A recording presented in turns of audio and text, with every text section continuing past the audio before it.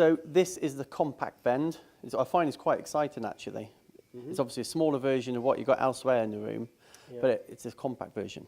It is. It's using all the same technology, but obviously within a smaller footprint. So this is good for small sites, but also large sites as well, if you want localized tooling for particular cells. Yeah, that's what I was thinking. So you've got a big aerospace company or a big subcontractor. You might have one of these per cell for every 2 or 3 machines, and then you can have one storeman maybe keeping these stocked up. That's right. Yeah, it's true point of use with this sort of size of machine, and the principle is the same as the other machines with the full tracking and accountability.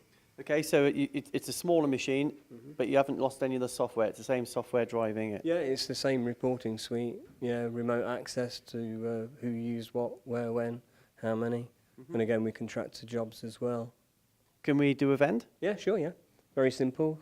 Smart card access again. Identifies you. Select the item.